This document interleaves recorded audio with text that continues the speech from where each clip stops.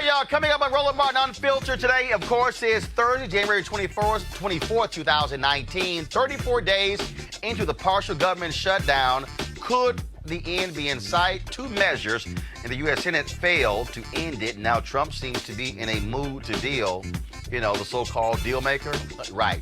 Well, that is until Ann Coulter, Rush Limbaugh hear what he wants to do. We will hear from Congresswoman Marcia Fudge from Ohio, talking about the shutdown, also talking the 2020 presidential primary. And speaking of that primary, Senator Bernie Sanders is out again talking about identity politics. Oh. Now, Barbara, will you please stop? My Lord, it's the show tease, Barbara. Be quiet. I got a few things to say to Bernie Sanders. Now, I've already said these things before. Now I'm going to have to say it again. And he got a problem when it comes to identity politics. All right, folks, with important parts of the government closed, important programs are in jeopardy, such as the SNAP or food stamps program. We'll talk with Janice Mathis, Executive Director of the National Council of Negro Women, about this very issue and how bad it is and how it could become. Also, we got an all-star lineup of stuck-on stupid white folks. The Commerce Secretary, Wilbur Ross, Trump's top economic advisor, Larry Kudlow, and Trump's daughter-in-law, Laura Trump, all make some dumbass comments when it comes to furloughed workers. And Bennett College is also in danger of losing their accreditation and closing its doors. Now they get a big donation from the CEO of Papa John's. We'll tell you those details. And guess what? A crazy white woman called the police on a black man for fixing his own car. That's now costing taxpayers $1.25 million in this one Illinois city. Wait until we show you the video and tell you about this story. Also, the Florida Secretary of State does not have a job as a result of blackface, and a white girl in Oklahoma is out of her sorority because of blackface as well. Y'all white folks gonna learn one day. And the Catholic bishop from Covington, Kentucky, home of all those white kids who acted a fool with the MAGA hats, he has some sharp, critical words for them when it comes to Christianity. But we know they're fake Christians. It's time to bring the funk on Roland Martin Unfiltered. Let's go. He's got it. Whatever the miss, he's on it. Whatever it is, he's got the scoop, the fact, the find. And when it breaks, he's right on time and it's rolling. Best believe he's knowing. Putting it down from sports to news to politics. With entertainment just for kicks, he's rolling. It's on go, y'all. It's Roland Martin, yeah. Rolling with Roland now. He's funk, he's fresh, he's real, the best, you know he's Roland Martin now.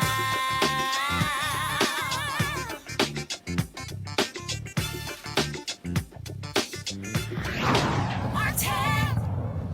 All right, folks, government shutdowns going on 34 days. And you know it's bad. You know it's a bad day for Donald Trump when the Chiron on Fox News says Trump blinks. He was referring, of course, to the standoff between him and Nancy Pelosi when it comes to the State of the Union. Now, of course, you have the Senate taking up a couple of actions on the issue of whether or not the government will reopen. Well, here's the issue there. Two bills came forward. Both of those went down in flames.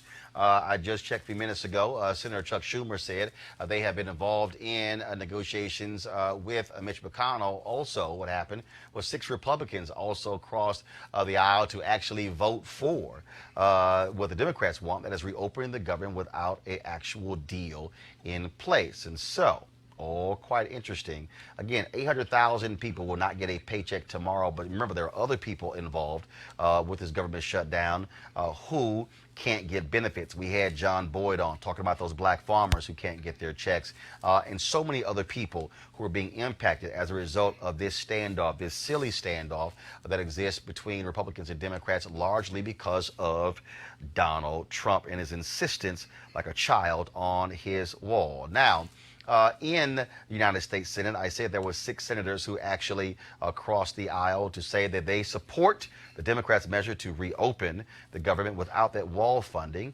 A little bit earlier, I talked with Congresswoman Marcia Fudge of Ohio with regards to this shutdown. Here's what she had to say. All right, Congresswoman Fudge. Jay, what the hell was all of that stuff? Everybody, obviously wants to know, will we actually see this government reopen? You have Donald Trump, who seems to not want to run afoul of Ann Coulter, Rush Limbaugh, and Fox News. And that really, at the end of the day, is what's going on Absolutely. Absolutely. Let me tell you what. The president could open the government today, this second. But because he's listening to Ann Coulter, to people in Congress who are on the far right of anybody that has any sense, he has now decided that that is his base, and he's going to do whatever it takes to keep that base. So the 35 to 37% of all of Americans who think that no matter what he does, Right. he's okay, he is playing to them. Even though he said, it is my shutdown, I will own it, I will not blame anybody for it, it is my and I'll be proud to do it. The thing that also is amazing is that Congress, have they forgotten, they can override a veto. Absolutely. I mean, so even if, so this whole deal of, well, he won't sign it, it's 2/3. Mitch McConnell has been absent up until today. He has an obligation to put legislation on the floor of the Senate, and he has refused since December to put one bill in front of his caucus, in front of the Senate, to say, let's try to find a way to open up government. He has just abdicated all of his responsibility. And it's about time, even though they failed today, that is the process by which we work. We pass bills and they pass bills. You can't say, oh, I'm not going to do anything unless the president says it's okay. There are 3 branches of government. The president is only one of them. And the rest of us have a responsibility to do what we are entitled to do, what the Constitution gives us the authority to do, and to make sure that the American people know that we are fighting for them even when the White House is not. Do you agree with Speaker Pelosi saying, nah, no speech? No speech. Well, I absolutely do agree. How do you have a state of a government that is closed? There is no State of the Union. The State of the Union is closed. It doesn't take long to say that. You also have an administration and different folks and how they are belittling federal workers. I mean, when you have Wilbur Ross asking the question, why are they going to food banks? I mean, there's just total lack of caring about people who are hurting. It was despicable. If you remember some weeks back, the president made a comment that most people didn't even catch. He said, I'm not worried about it. Most of those people are Democrats anyway. And you remember that? What he really wanted to say is most of those people were black. Because people forget the large numbers of black people who work for the government at every level. Yep. In particular at the federal level. And so he is not concerned because he's not concerned about people that look like you and me. Yep. He thinks we're the only poor people in the country, So I don't need to help them. It's only them. I am. What also bothers me is it was crazy. I saw one story where there was a guy, an Iowa farmer, who said that he might lose his farm, and he goes, "Oh yeah, it's still worth the wall." I mean, and I'm sitting there going, Right. "Really?" I mean, you literally have individuals who are part of his base, who are getting destroyed, who are not getting benefits, who are getting hurt. And they're going along with the nonsense. And this is why I keep trying to explain to people that this is white fear driving all of this. It is the fear of this nation becoming black and brown. Not only that, they believe that anybody that is not like them is undeserving of what this government can produce, what this government gives them. That's why they don't like immigrants. That's why they don't like poor people, because we are undeserving. They are the only people who deserve the American dream. And so they're fighting for it, and they don't care if they hurt themselves as long as they hurt us. Got to ask you about the presidential candidates. Several of them obviously jumped out there this week. Senator Kamala Harris. You have others who are considering it. I saw one story saying Senator Booker may soon be jumping in. What do you want these Democratic presidential candidates to be saying when it comes to an agenda, specifically for black folks? What should they be saying? I think a couple of things.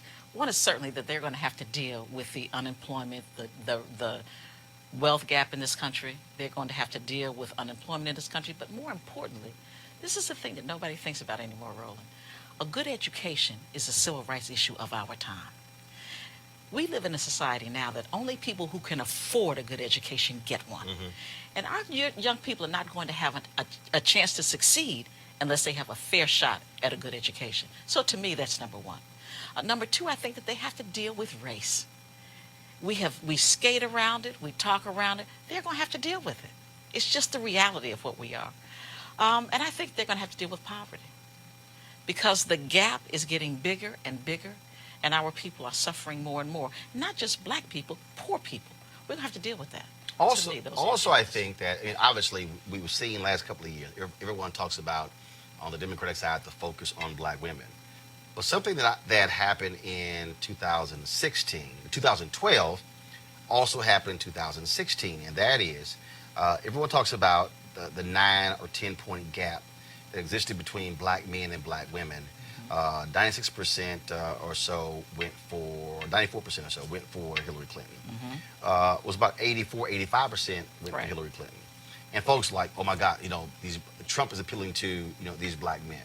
But there was a 9 point gap with Obama and Romney. Absolutely right. And I keep telling people, look, you have black men who are feeling as if completely left out. That's right. No one's talking to us.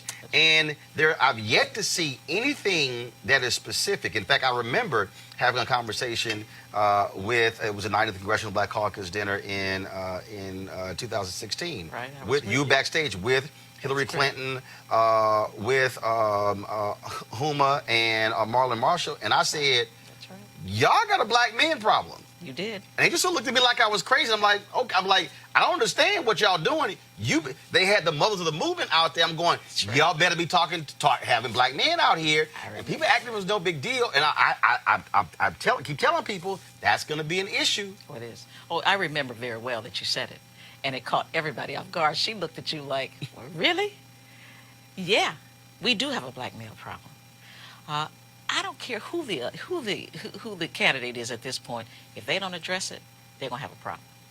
Because we have basically neglected black boys.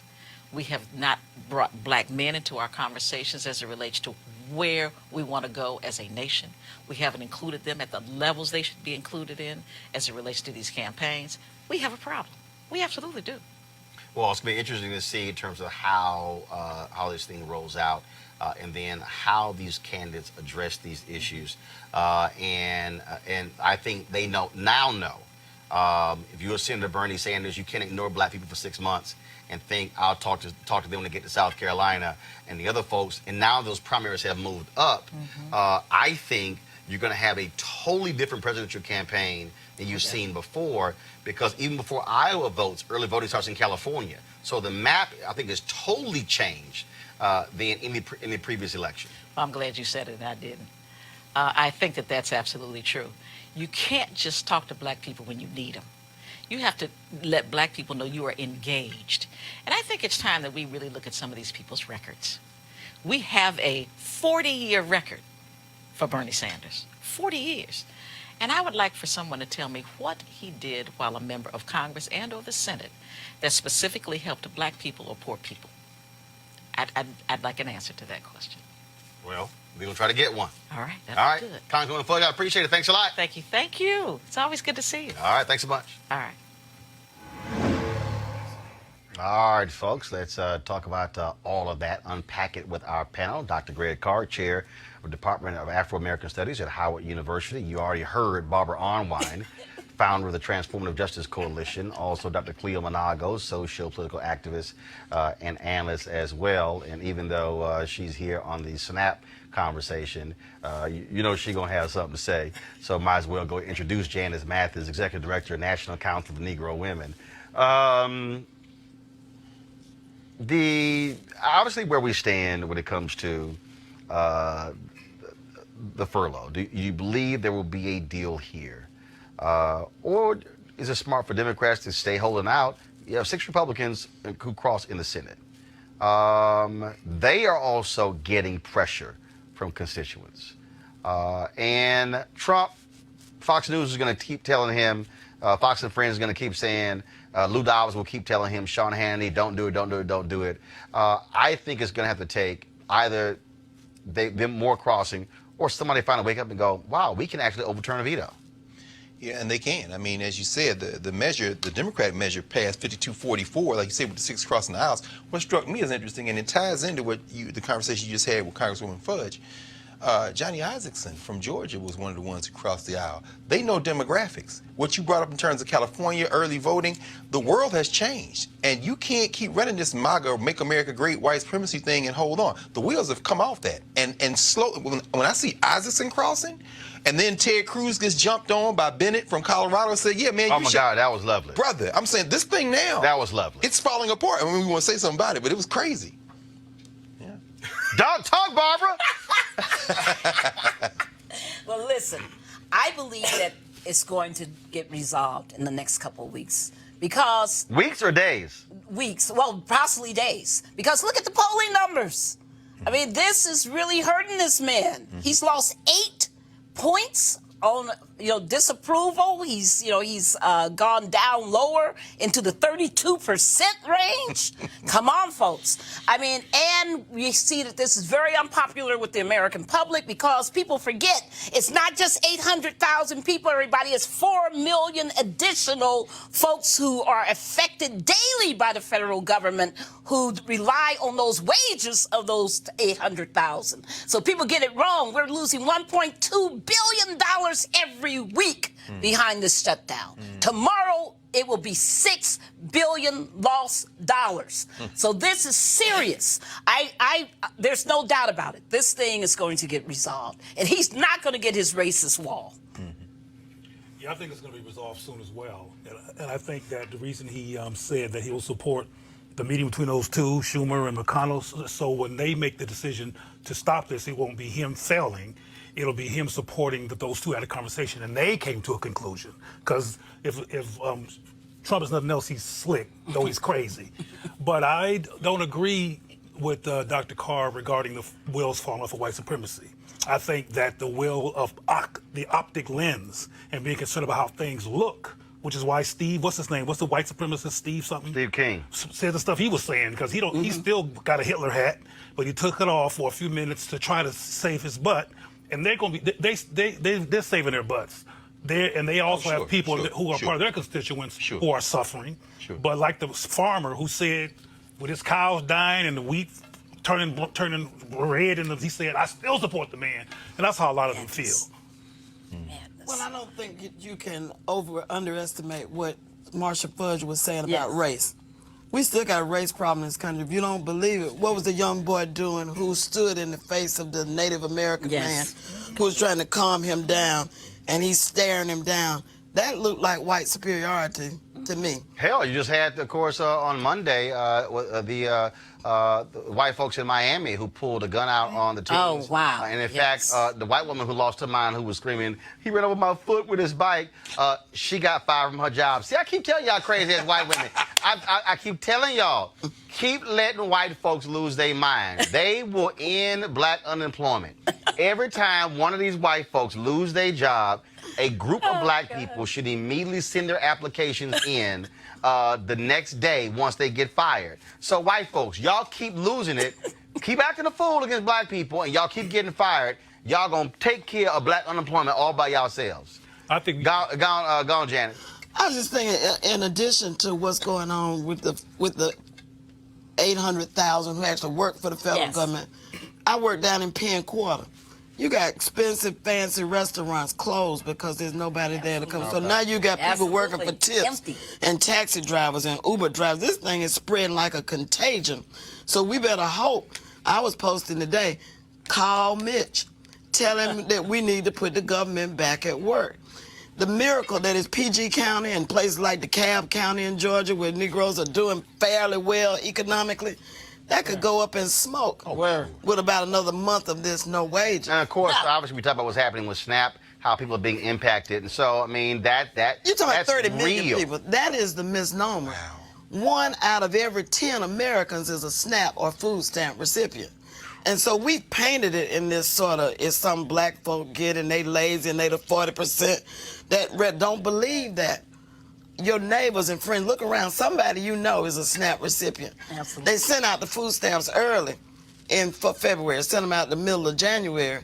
And you know us, we got something extra. We figured that, we're going to get it again and again and again. So some of us spent them early. Some of us might have sold them. And so now you got a 40, 50, 60-day gap between when you got your stamps in January for February and when you may or may not get your March stamps. But you're talking about a huge number of people. It's 700,000 SNAP recipients in Kentucky. Mitch, they need to call him. Greg, you talked about this quite interesting discussion on the floor of the United States Senate. You had Senator Ted Cruz. You want to talk about hypocritical, of course, and he got blasted today. There's really amazing back and forth with Senator Michael Bennett as well, because he was jamming up Ted Cruz about the government shutdown. And, Bennett just got a little tired, What did Trump call him? Lying Ted? He got a little tired of Ted Cruz forgetting the BS that he has pulled. And so, y'all, check this out. Oh, wow. Right now. A clean bill paying the salaries of every man and woman in the Coast Guard is for the Democratic senators to withdraw their objection. Is that correct? That's correct. Thank you. Madam President. Senator from Colorado. Madam President, I seldom, as you know, rise on this floor to contradict somebody on the other side. I've worked very hard over the years to work in a bipartisan way with the presiding officer, with my Republican colleagues, but these crocodile tears that the senator from Texas is crying for first responders are too hard for me to take. They're too hard for me to take. Because when the senator from Texas shut this government down in 2013, my state was flooded. It was underwater. People were killed. People's houses were destroyed. Their small businesses were ruined forever. And because of the senator from Texas, this government was shut down for politics. Then he surfed to a second place finish in the Iowa caucuses. But we're of no help to the first responders, to the teachers, to the students whose schools were closed, with a federal government that was shut down because of the junior senator from Texas. Now, it's his business, not my business, why he supports a president who wants to erect a medieval barrier on the border of Texas, who wants to use eminent domain to build that wall, who wants to declare an unconstitutional emergency to build that wall. That's the business of the senator from Texas. I can assure you that in Colorado, if a president said he was going to use eminent domain to erect a barrier across the state of Colorado, across the Rocky Mountains of Colorado, he was going to steal the property of our farmers and ranchers to build his medieval wall, there wouldn't be an elected leader from our state that would support that idea. Which goes to my final point. How ludicrous it is that this government is shut down over a promise the President of the United States couldn't keep. And that America is not interested in having him keep. This idea that he was going to build a medieval wall across the southern border of Texas, take it from the farmers and ranchers that were there, and have the Mexicans pay for it, isn't true. That's why we're here. God damn. You know, interesting. Ain't nothing like a fired up white man.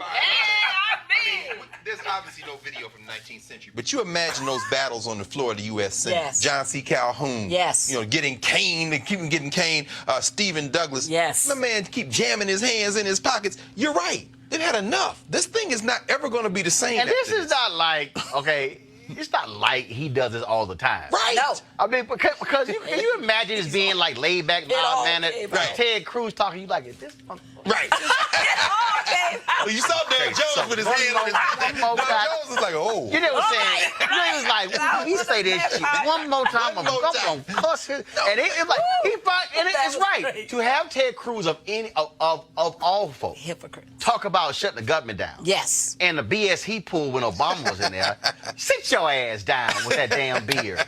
Right. I mean, that's all it is. It's stupid. You don't like his beer? Hell no, I don't like his damn beer. Trying to grow a chin, man. But now Man, you ain't got it. I'm a voter from Texas and I ain't vote for his ass. Right. But you gotta admit that this shutting down the government plays into this conservative ideology narrative about smaller government by any means necessary, apparently. Oh, no question. If we have to shut it down, we'll shut down New Orleans, we'll shut down Puerto Rico. Right, but here's the deal though. See, this is what I keep trying to say to all these broke white folks out there. Yep. Okay, they love talking about, smaller government until, like he just said, when a town get flooded. Yes. Okay, let's talk about where New Jersey was when Christie was governor. When he hugged Obama on the tarmac. Why? Because he was bringing money with him. I mean, that's the deal.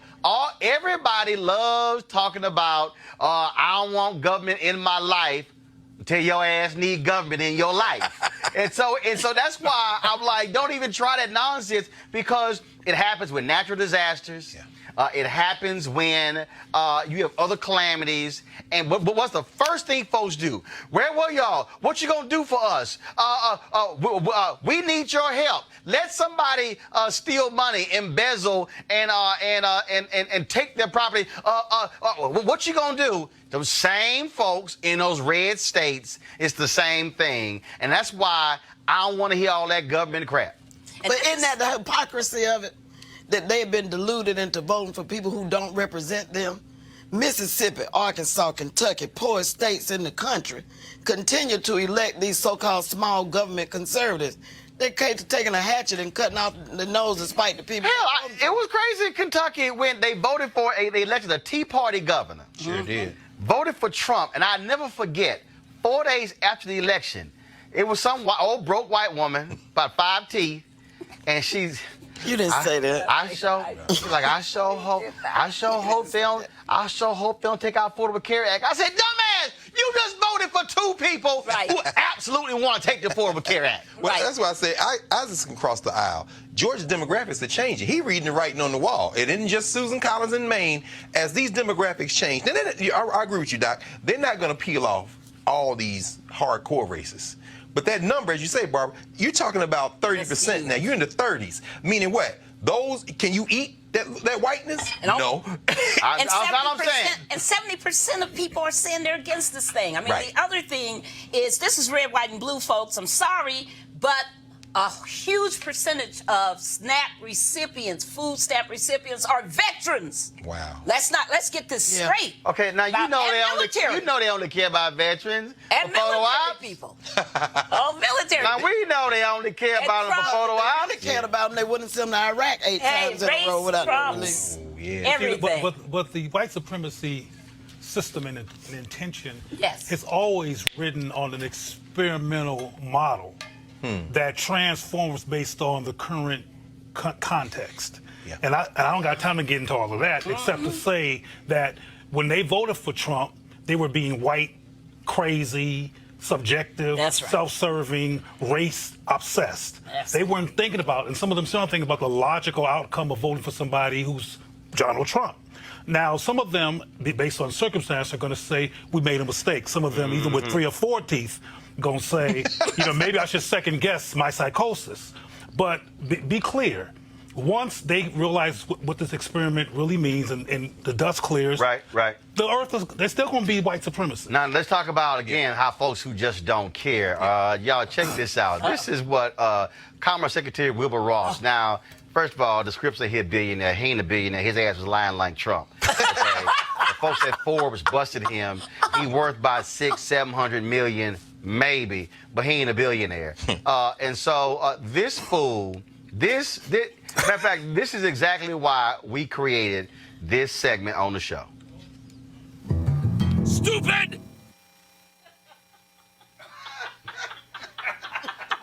The brain was canceled. Y'all like that? Play it again.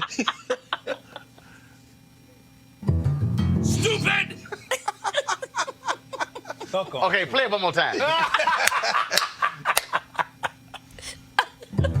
Stupid! All right, so y'all, this was Wilbur Ross on TV today. There are reports that there are some federal workers who are going to homeless shelters to get food.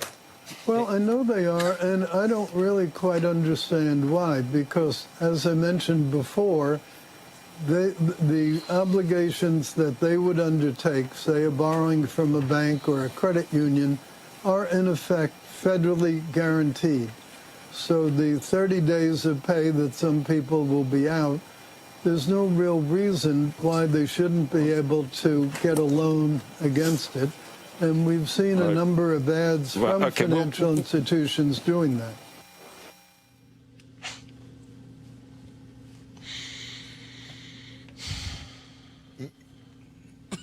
Y'all, I didn't. test that man for dementia No question. or Alzheimer's. I don't know what the hell he was talking about. Yeah. I don't know why they're going to food bank. Y'all just can't go to a credit union and get a loan. Right. Credit unions are not on every corner, Wilbur. Duh. What the And even hell? if they were. What the hell? Lonely. Now hold up. Interest-free loan? Nancy exactly. Pelosi. Nancy Pelosi. Clapback queen. Thank you. She responded. She definitely yes. got back queen.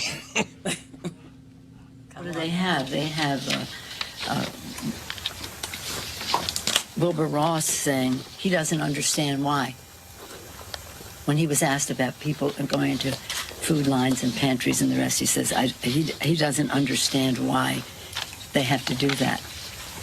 I don't know, is this the let them eat cake kind of attitude, or call your father for money, or this is character building for you. It's all going to end up very well, just as long as you don't get your paychecks. I don't quite understand why, as hundreds of thousands of men and women are about to miss a second paycheck tomorrow. All right. Guess who also stuck on stupid? Dumbass Eric Trump's wife, Laura Trump. Yes, indeed. Listen to what this fool had to say. So in terms of the workers who are coming to work and not getting paid, what would you say to them? Listen, it's not fair to you, and we all get that, but this is so much bigger than any one person. It is a little bit of pain, but it's going to be for the future of our country, and their children and their grandchildren and generations after them will thank them for their sacrifice right now. I know it's hard. I know people have families, they have bills to pay, they have mortgages, they have rents that are due, but the president is trying every single day to come up with a good solution here. And the reality is it's been something that's gone on for too long and been unaddressed, our immigration problem. If we do nothing right now, it's never going to get fixed. This is our one opportunity. So I would just tell them, please stay strong. We appreciate everything that you're sacrificing. We are behind you, and we're going to do everything we can. I know the president is doing everything he can to resolve this quickly. It's great. It's great. Hook. I see Do why. y'all know how bad I want to cuss her out? That was the absolute dumbest and stupidest thing you've ever heard in your life. Oh, but Larry Kudlow topped her dumbass. Oh, really? Somebody What? topped her? Somebody top. They're coming to workers, they're showing up.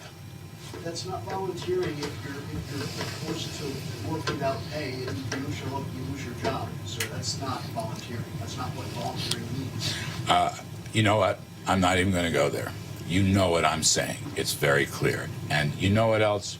With respect to people who do have financial hardships, as someone was asking, they are coming to work and giving them the same 24/7 work they always did. And I will say to you, whatever semantic game you think you're going to play with me, and I'm usually an easygoing guy, give them credit. Okay? They honor us. They honor us by their service. I don't care whether you're a Republican or a Democrat. I mean that sincerely. They honor us. Democrats have shut government down, all right? But you know what I'm saying. They honor us.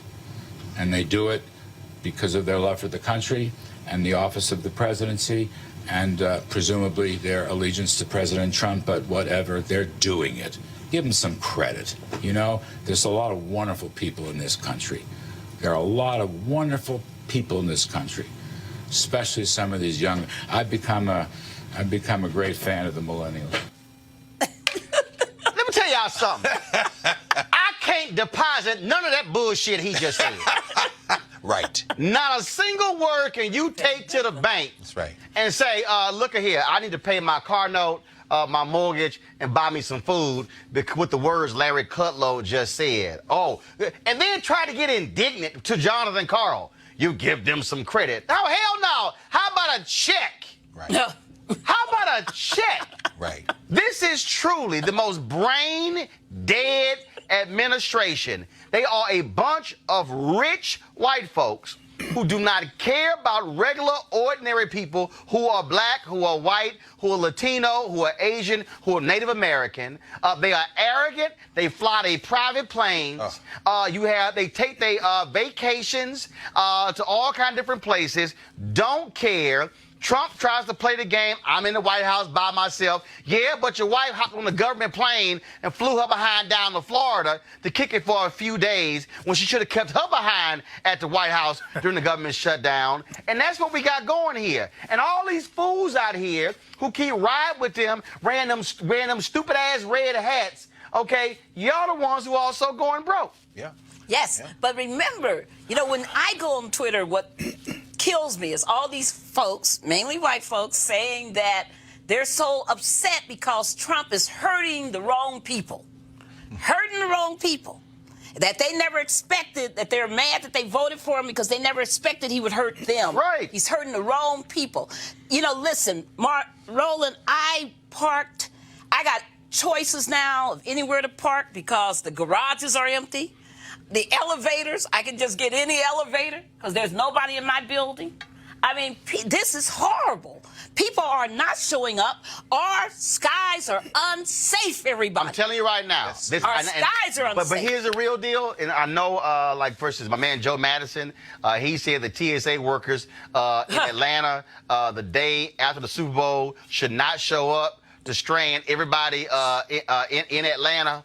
Now, y'all, all the billionaires, they're going to they have a private plane, so trust me, they'll get out. But here's the real deal, okay? And then the workers are showing up. The real deal is all 800,000 should say, we ain't coming tomorrow. That's right. Part of the challenge is when I heard Keisha Lance Bottoms on TV the other day saying they're opening the lines at 3 a.m. on Monday morning for that very reason, because they know they're going to be delays. What about those air traffic controllers? Right. No. But what I'm saying, is the way you send. I'm telling you right now, this federal government shuts down if the air traffic controllers say we ain't rolling up tomorrow. Oh no. If you ground flights across America, make America look like it did on 9/11. Right. Yes. That's what happened. Trust me. They will immediately go and end this sucker. Absolutely. And so the workers, they've got to utilize their power to say that in order to challenge this. Because, again, Donald Trump is going to keep playing games. He is going to keep playing games here. The Republicans, they passed the resolution talking about all praises due Donald. And so they're going to follow him in every turn. If those workers, if the air traffic controller workers and the TSA workers say, yo, y'all figure out how to fly without us. Right. Yo, I'm telling you, this thing shuts down. That's right. I got to pick up on this story here I got to deal with because there's an article in GQ that was done on Bernie Sanders, Senator Bernie Sanders. A very long article talking about him running, of course, for president. Here we go to my iPad. And so here's a paragraph from the story. It says, in a Democratic Party that is increasingly deriving its energy, not to mention its votes, from minorities and women, Sanders remains a critic of identity politics and a firm believer that issues of race, while important, are not as salient and determinative as those of class. Quote, there are people who are very big into diversity, but whose views end up being not particularly sympathetic to working people, whether they are white or black or Latino, he said. My main belief is that we need to bring together a coalition of people, of black and white and Latino and Asian American and Native American, around a progressive agenda which is prepared to take on an extraordinarily powerful ruling class in this country. That is my view. Many of my opponents do not hold that view, and they think that all that we need is people who are candidates who are black or white, who are black or Latino or woman or gay, regardless of what they stand for, that the end result is diversity. He hastened to add that, quote, diversity is enormously important, but there was a bigger goal, quote, to change society and create an economy and a government that work for all people. Now, let me unpack this and properly deconstruct it. Senator Bernie Sanders has been a consistent and frequent critic of what he terms identity politics. He talked about it a lot in 2016, and since the election of 16, in 2017, in 2018. This article came out this interview was done in October. It's just coming out in issues right now. Magazines typically have a 3-month lag when it comes to these issues. Here is the problem, which I have, just so y'all know, I have personally told Senator Sanders this to his face. The fundamental issue that I have with him is that he has a flawed argument when he talks about identity politics. Just for all y'all to understand, identity politics was a phrase derived by white Americans out of the 60s, of the civil rights movement, some call the Black Freedom Movement. Yep. The phrase identity politics came about because white Americans were saying, how dare y'all demand, quote, special treatment, when in fact, black folks were not demanding special treatment. What black folks were saying is, no, give us the same rights as y'all got under the United States Constitution. So what they did is, by black people demanding to be able to go sit in hotels and live and sleep in them, demanding to go into restaurants, demanding to swim in swimming pools, demanding to walk in parks, demanding to ride a bus without having to sit in the back, demanding to be treated as a full American, whites called it identity politics.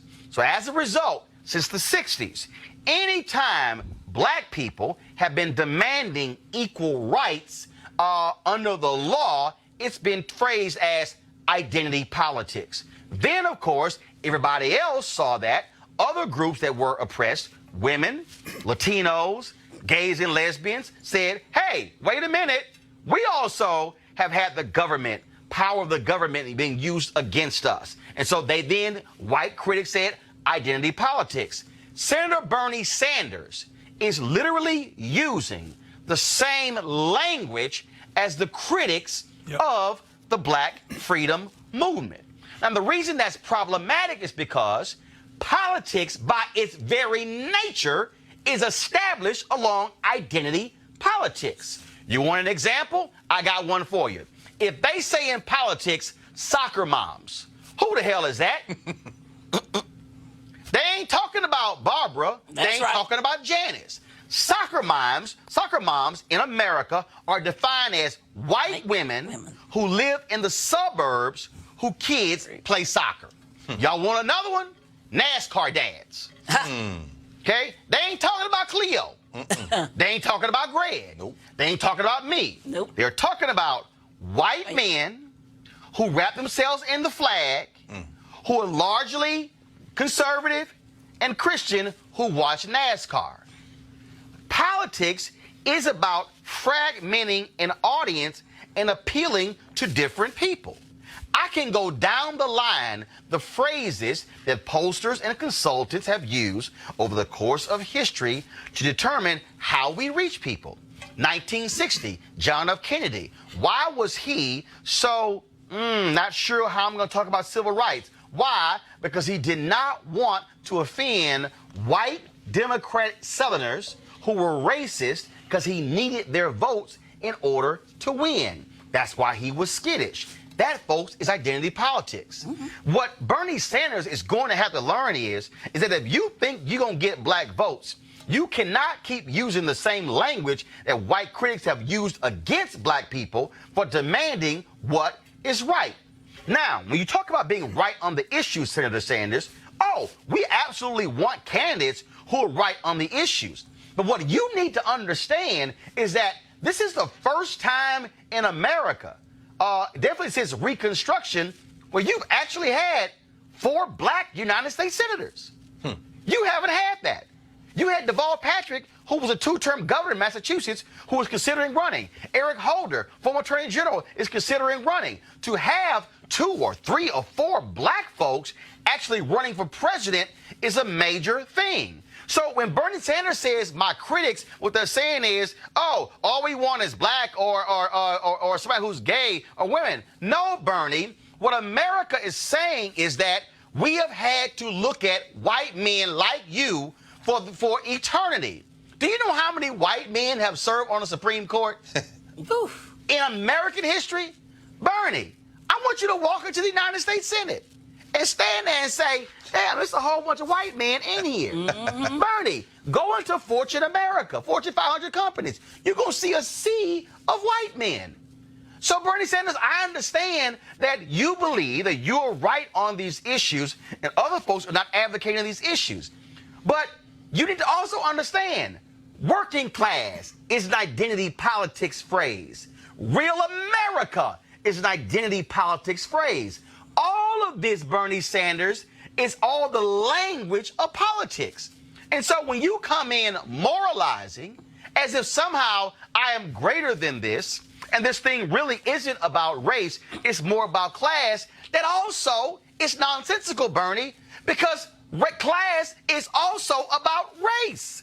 Because if you begin to break down where folks live and where they work, Janice earlier talked about why African Americans respond so differently to a government shutdown, because the percentage of black folks who work in government is much higher because we've been frozen out of corporate America all these years. There's a reason why black people lost so much during the previous times when Republicans shut down government on the federal level and the state level, when they cut those jobs, because more black people are operating with 6-figure jobs in politics and government, because government was seen to be more fair than corporate America.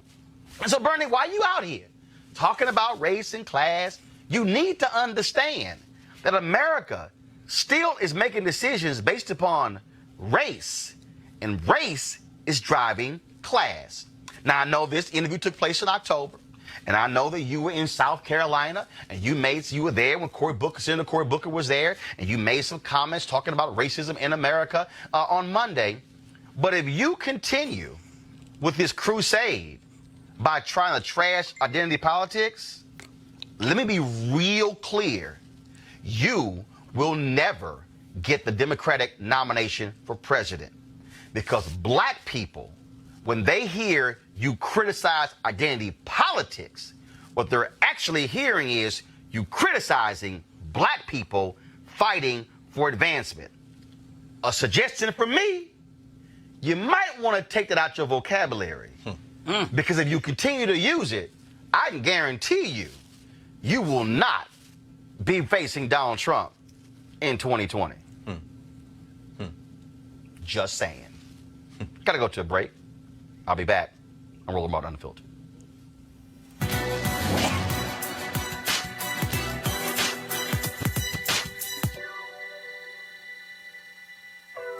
Each person has a literature inside them.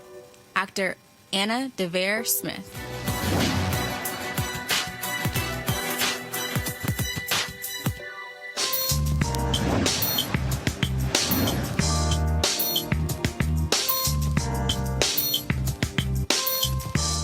HBCU Giving Day, our university. Pull the graphic back up, please. Is J.F. Drake State Technical School, founded in 1961.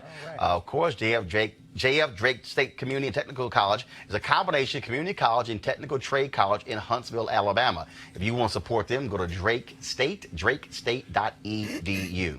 All right, folks, to keep their accreditation, Bennett College must raise at least $5 million by February 1st. So far, they have raised about a third of that amount, according to their website. Many folks have been coming to their aid. Of course, folks like Jesse Smollett and other entertainers will be talking about staying with Bennet.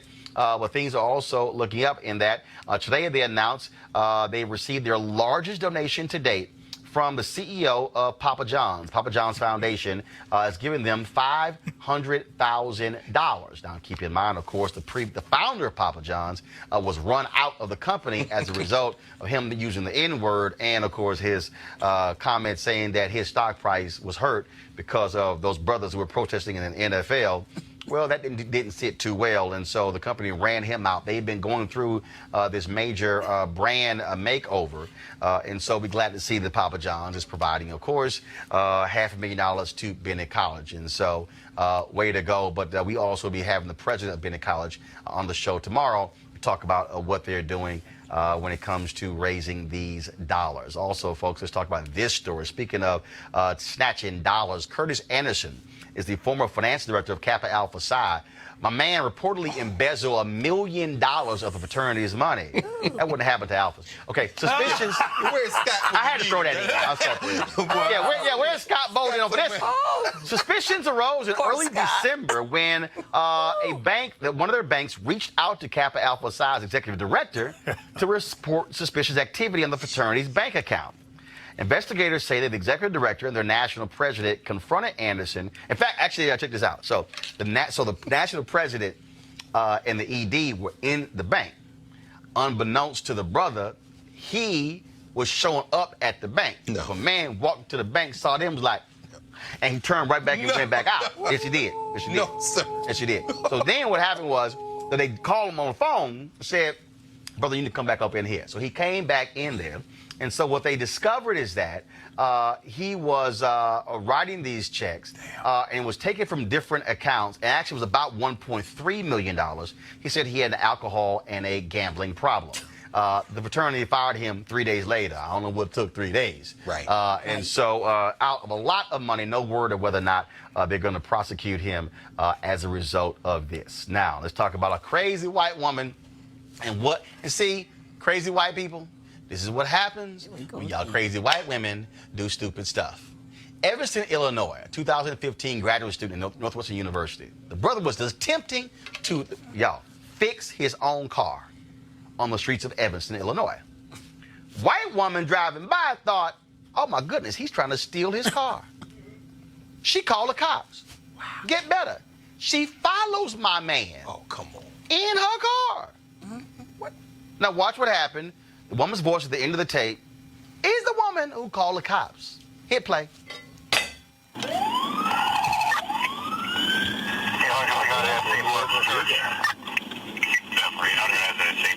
Hold here. All right. I got my...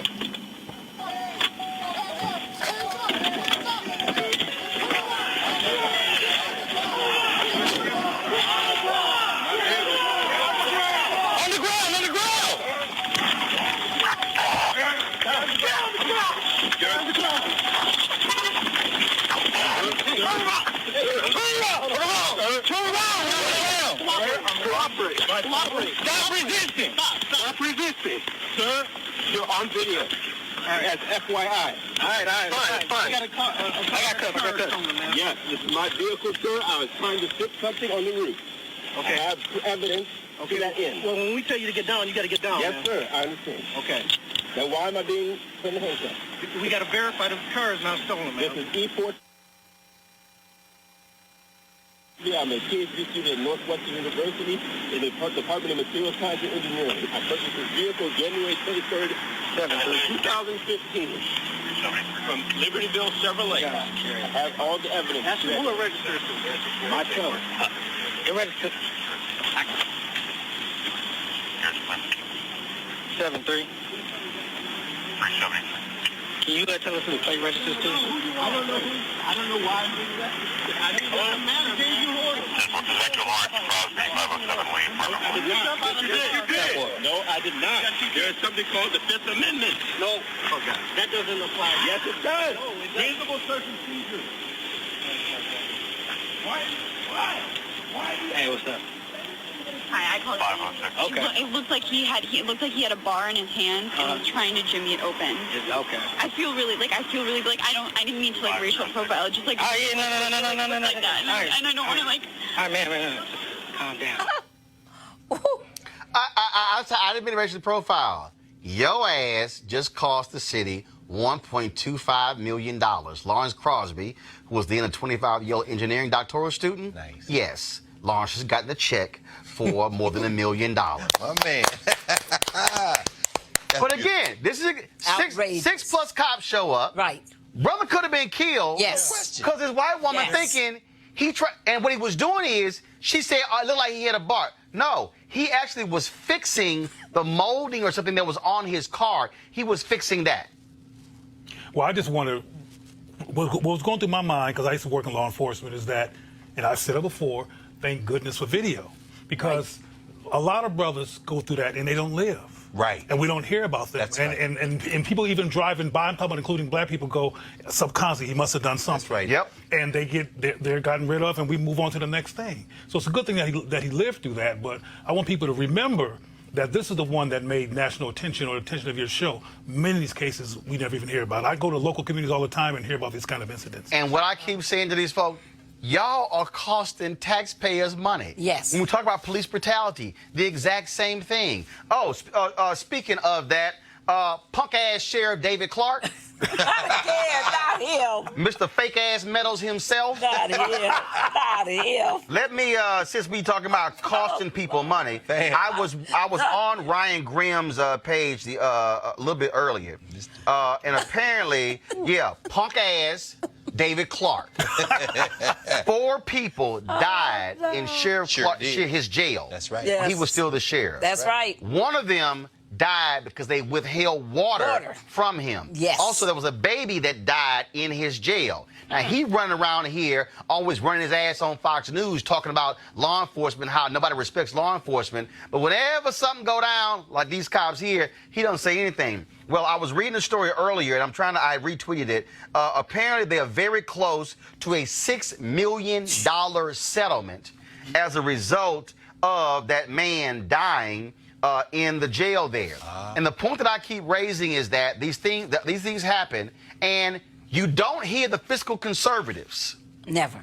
talking about how this is costing taxpayers. That's right. When New York has spent nearly $500 million in settlements. Chicago, same thing. Yes. You never hear, where's Grover Norquist and all the tax people saying how this is grossly unfair, the amount of money is costing cities for these settlements? And this week, Roland, it came out, I don't know if people saw it, but it came out right after MLK Day that there are more city police departments now saying that they're not going to use body cams anymore. Oh, right. Sure. All the Yes. cars, the store, saying yes, they saying that the cost Yes. of the cameras and having to store all this video See? is just, you know, it's just. See? Say it again, Janice. Just too much truth. They want to get away from And too many bears video. for murder. Right. Is what's really going at on. the end of the day, whether you get $1.3 million, you settle for $6 million, Right, you're you still- can't bring a life back. That's right. And this brother, I mean, He's going to be traumatized.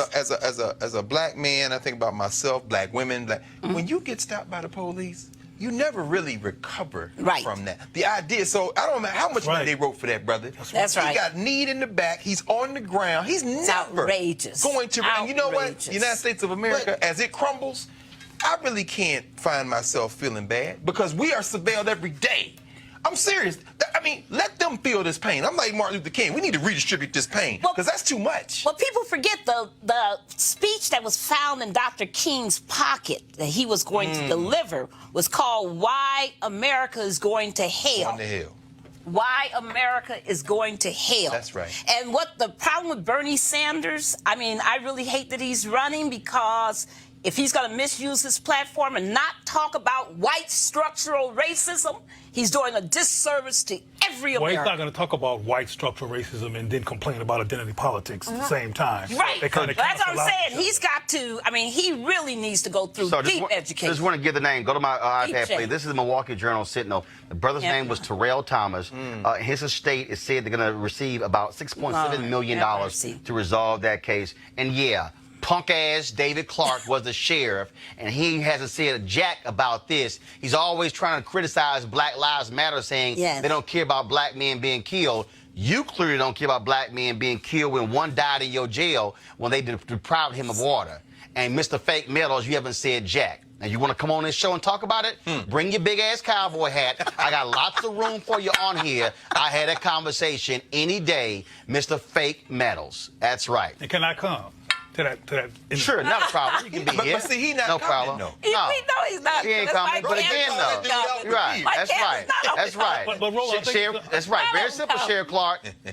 Bring it. I think it's All you got to do, Sheriff Clark, real simple, bring it. Lackeys. I think it's important to make a correlation here. When these white jurors or majority white jurors are on these juries to make a decision around are we going to put the cop in jail for murdering a black person or not, they often find them not guilty and they want to becoming acquitted. And you mentioned earlier about the man with the hat, punk ass something, whatever his name is. David Clark.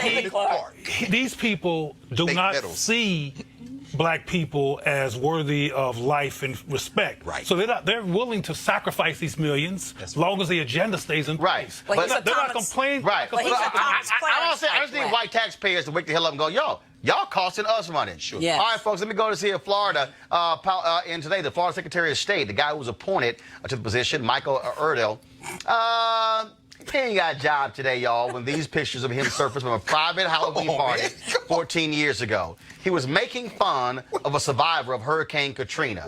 Yep, dressed in blackface, and yep, his ass out of a job. He resigned, and the new Florida governor, Ron DeSantis, quickly accepted his resignation. Just talking about a couple of crazy white women at the University of Oklahoma. They tri-delts. Nope. They used to be tri-delts. They thought it was a good idea for one of them to put on blackface and the other one to film it. Press play. Look at him. Come on. Look at him. That graphic gonna be wore out.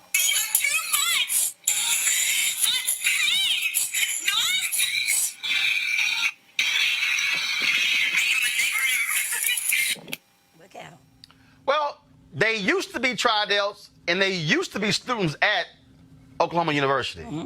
They done walked their ass out the building. Right. The university and the sorority have apologized. 2 more places for African-American women.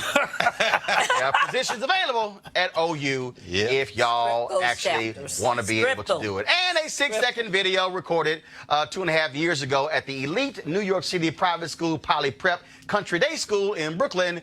You know, right there, ain't there many black people there when they throw Country Day in there. The video has surfaced and is causing trouble for the school, as it should. Roll the tape of crazy white people.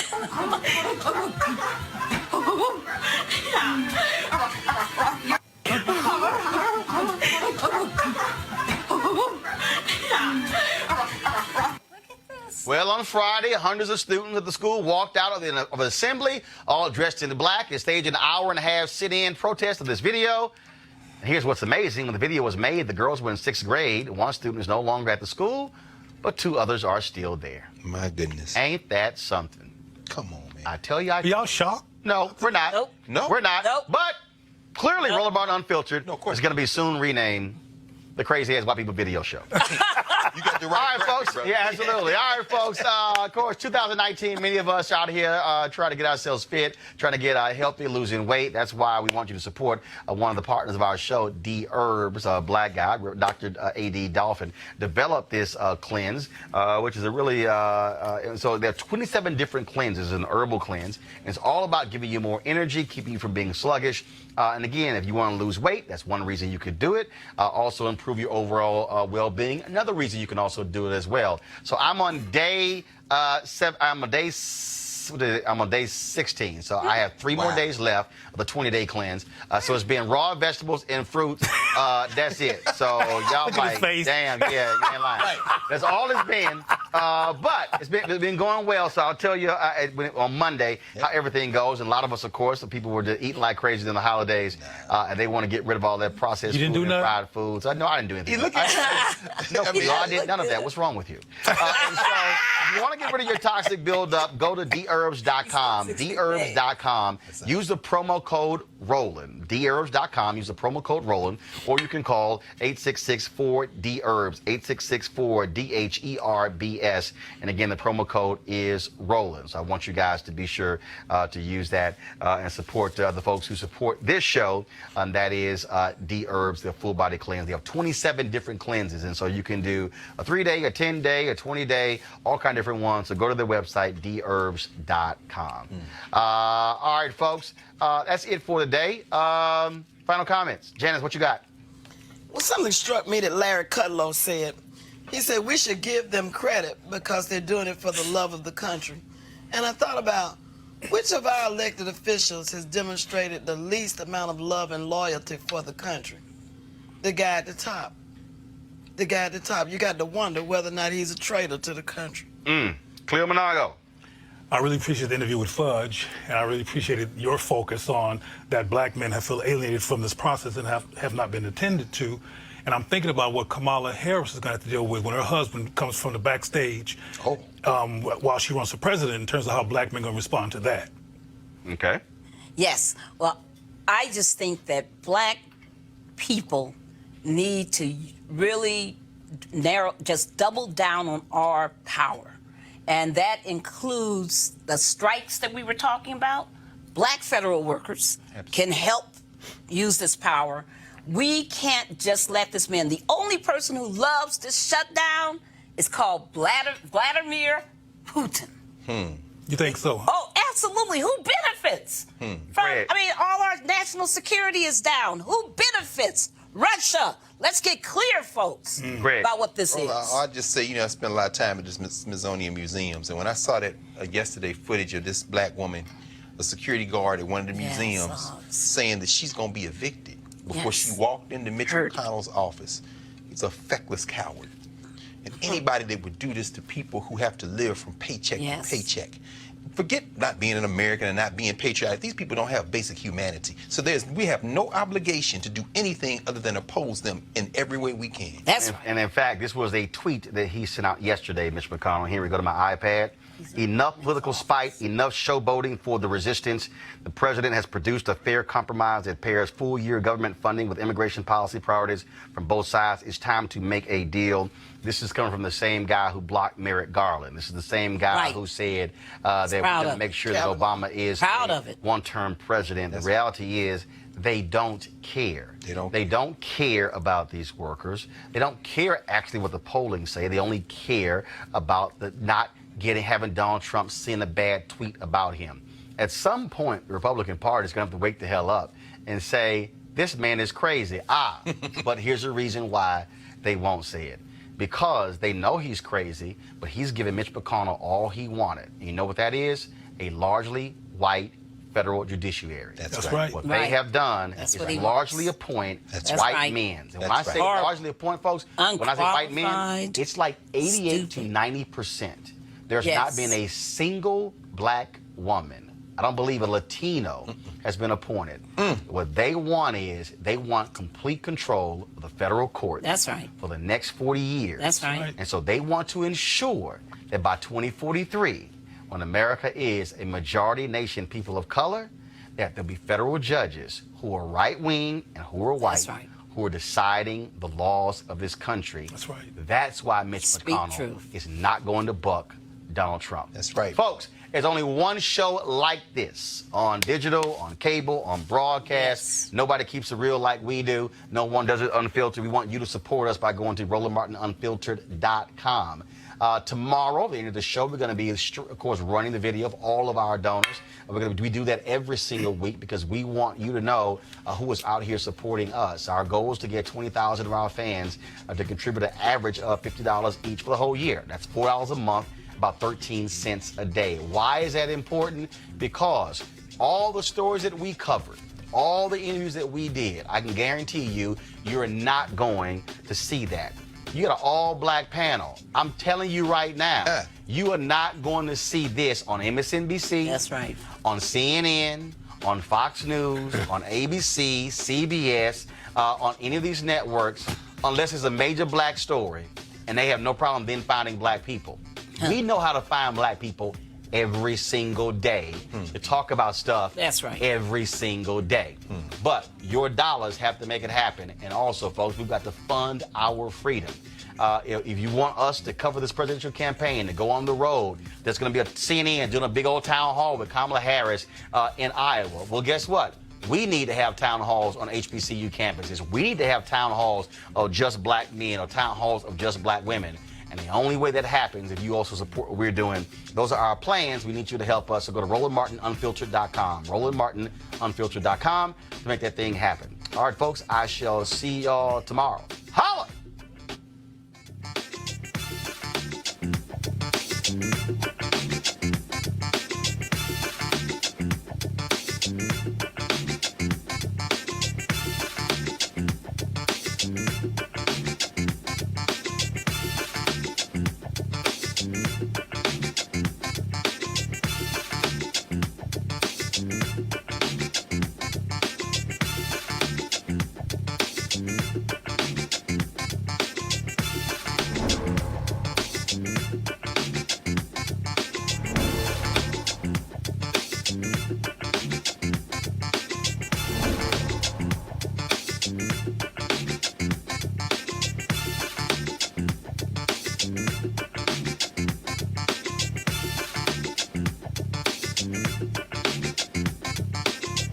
Hey fam, want to check out Roland Martin Unfiltered, the blackest show on all of digital, cable, and broadcast. Check out our audio podcast. There's only one daily digital show out here that keeps it black and keep it real. It's Roland Martin Unfiltered. Press play.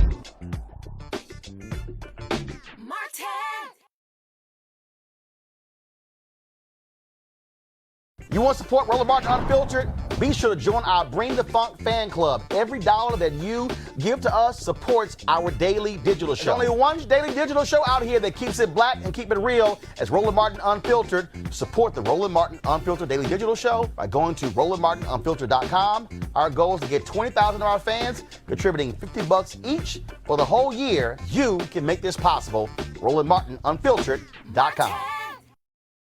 You want to check out Roland Martin Unfiltered? YouTube.com/Roland S. Martin. And subscribe to our YouTube channel. There's only one daily digital show out here that keeps it black and keep it real. It's Roland Martin Unfiltered. See that name right there? Roland Martin Unfiltered. Like, share, and subscribe to our YouTube channel. That's YouTube.com/Roland S. Martin. And don't forget to turn on your notifications so when we go live, you'll know it.